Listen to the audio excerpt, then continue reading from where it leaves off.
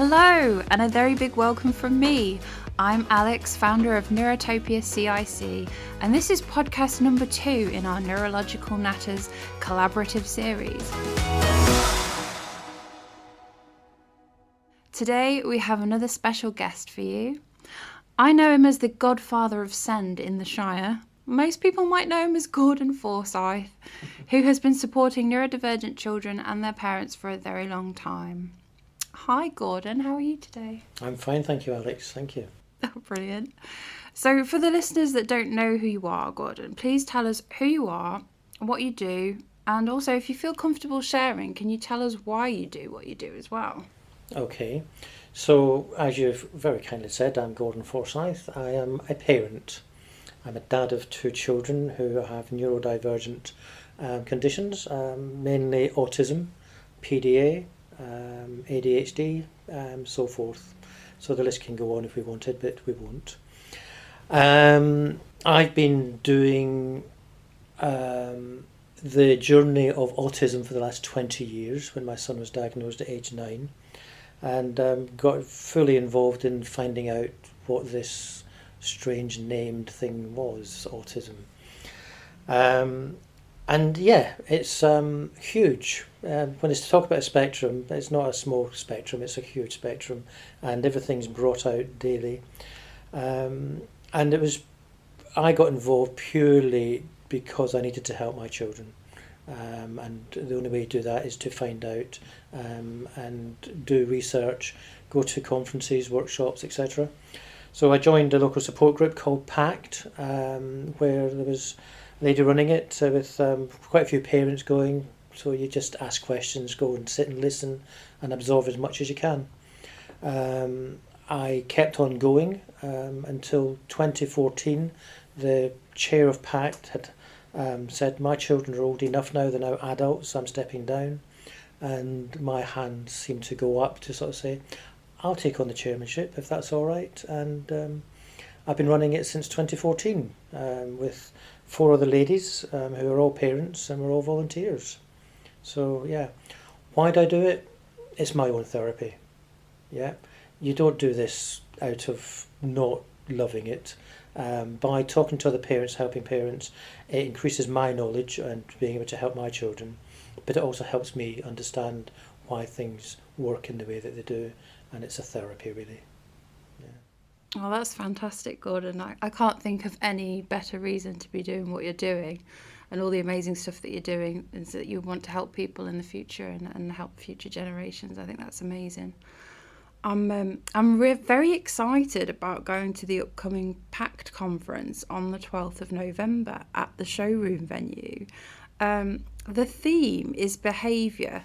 So whenever I hear this word, I think, and I think of the word naughty and I get my hackles up a bit. But behaviour is one of those key words though, isn't it?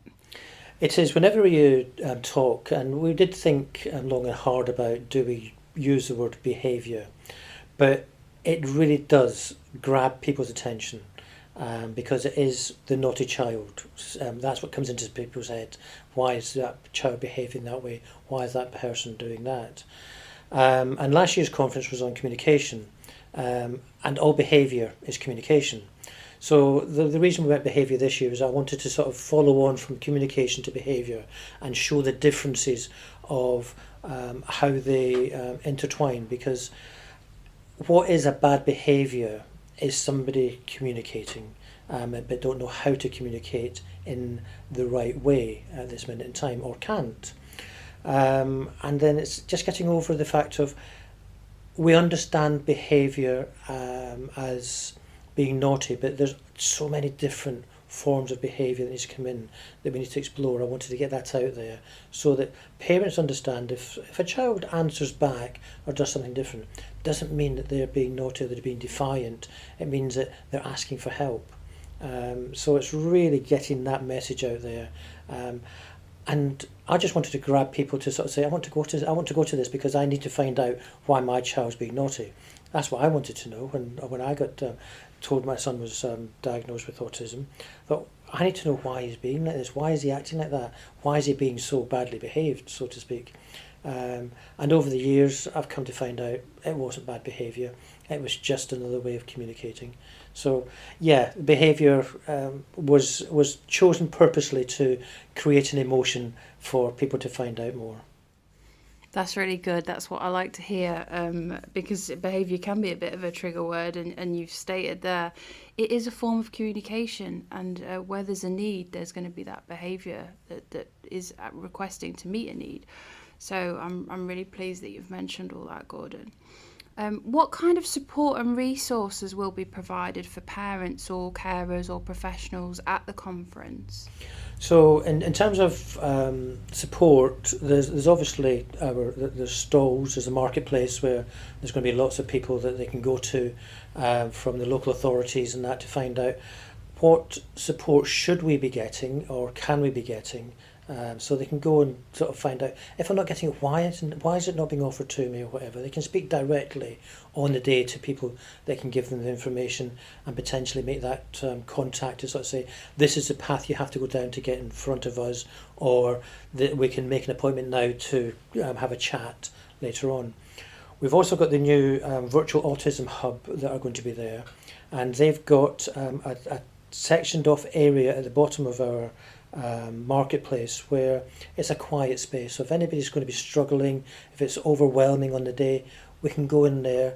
There'll be somebody from the Autism Hub that they can just sit down and have a chat with, or just a place to chill out. So we've made sure there's a quiet space available through the virtual Autism Hub. And then there's ourselves, the parents that themselves, that we can just sit down. And I know from the conferences before, people will come and they need to get their story out on the day because it's just been building up. I need an answer, and out it comes. And so therefore there's a listening ear from various people that can be done. Yeah, that sounds amazing. I love that you've got that inclusivity as well, that you've got that quiet space. I think that's really important. Are any refreshments provided, or do guests bring their own? Well, no. So as on arrival, there's tea and coffee and pastries. Very important to have pastries. Yeah, which are very, very good. So that's when you get there in the mornings to help yourself. And so grab your coffee, grab your pastry, and then go take a wander around the stands. You've got about 45 minutes from registration, depending when you come in, to go around and start talking to the stall holders and find out what it is that they can offer, things like that. Then there'll be a mid-morning break, which will be tea, coffees and biscuits. Obviously got to have biscuits to keep us going, which is as you can see, I like sweet things, and I've made sure that if I like it, everybody else has got to like it. So that's why they're in there. Then we've got a finger buffet at lunchtime, so that's all provided within the ticket price. And yeah, so yeah, there's plenty of times to eat and drink. And Excellent. a bit water on tap, so to speak. Oh, perfect. That sounds amazing. I'm super looking forward to it now. I've been to the showroom before, and it is a really great venue. And if I remember rightly, it's got really good accessibility and parking options, doesn't it? Yeah, so it's free parking. The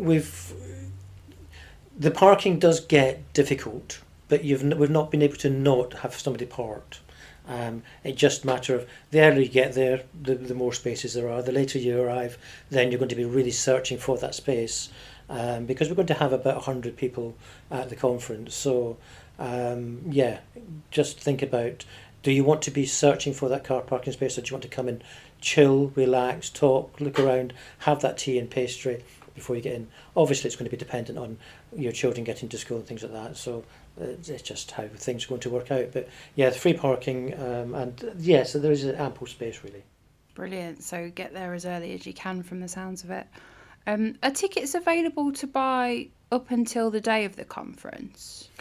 Ultimately yes, but we have to give more or less a week's notice to the venue for getting the food ordered and everything else. So I would take anybody on the door as well, to be honest with you. If they come in, so if I've only just heard and I want to be here, that's it, because I don't want to exclude anybody.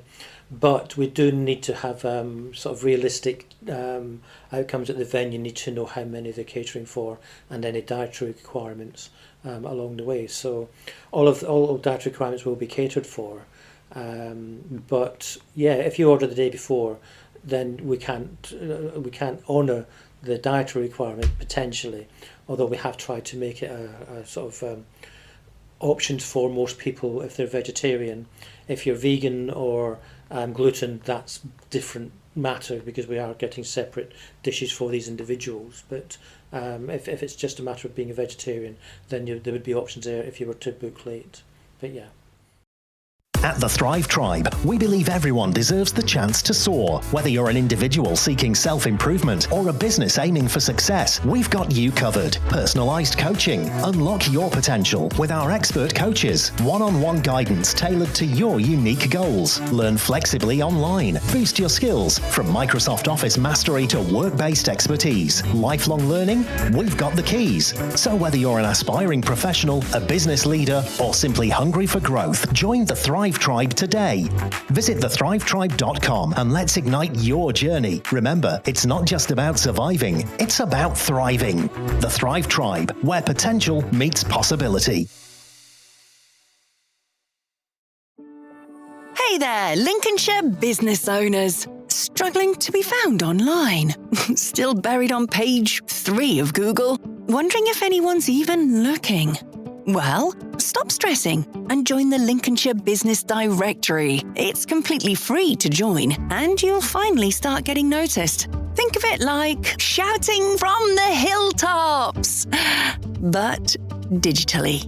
Want to really make a splash? For just £99, you can upgrade to a premium listing and get in front of more eyes. You'll be the talk of the town. It's super easy. Pick a plan, create your listing, and boom, you're live. Customers will be finding you faster than you can say SEO. Head to www.lincolnshirebusinessdirectory.co.uk. Don't miss out. Your customers are waiting. Who are the speakers, and can you give us a bit of an overview on their themes of behaviour? So we first of all have an occupational therapist called Claire Ginty. Claire is from Cambridgeshire. I've worked with her for the last 2 years. She's absolutely amazing. I don't know how she fits everything in that she does. But she does a lot of our sensory assessments, and it's a very detailed sensory assessment, because I believe that if we're going to look at anything before diagnosis, we need to look at what are the sensory issues that it's going through, work on them, get the help in straight away, because we can, with the right information, reduce a lot of the anxieties and stresses that children go through just by understanding their sensory requirements and needs. So Claire will be talking to us about that side of things in the sensory and how that will have an impact on behaviour and everything else like that. Then we have Jude Seward. Jude Seward, I've probably worked with her not every year, but over the last 8 years I've had something. We've done face-to-face workshops, which were a 6-week workshop. We've done online 6-week workshops, and I speak to her quite regularly on the phone for advice and help.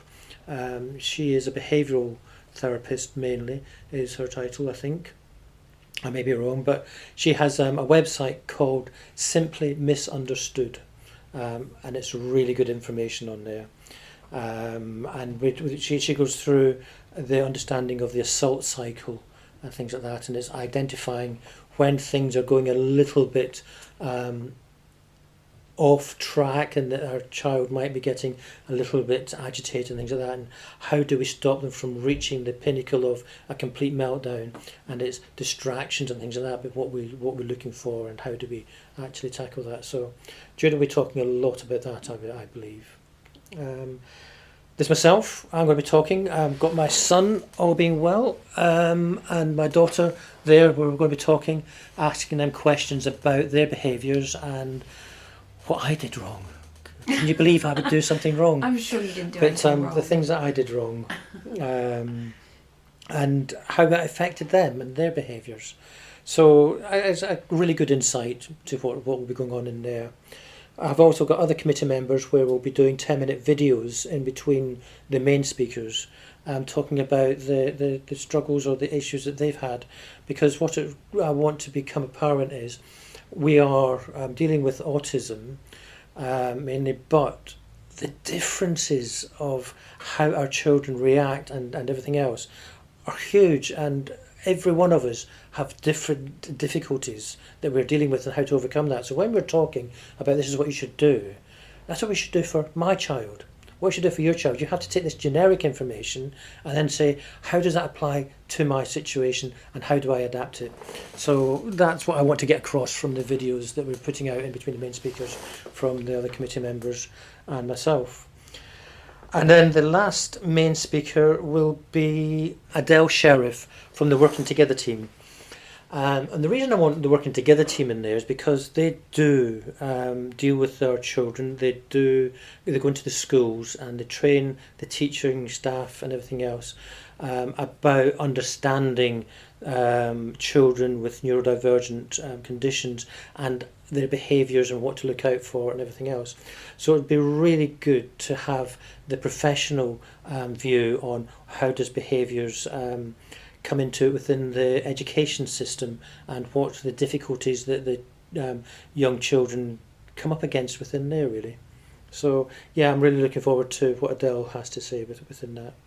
That sounds like a brilliant mix of skills there, and I love what you said about like a customised approach, because that's something we need to remember when it comes to behaviour, and the fact that each of us is all completely individual as well. And it's good that you're acknowledging that, and I'm so excited to hear what these people have to say too. Will there be many vendors going, and is there a specific area for the trade stands? Yep, so in the showroom, if you've not been to it, as you walk through the door, it's all downstairs. There's 3 separate conference rooms that partition open. So we've taken the whole building over, really, of the conference side.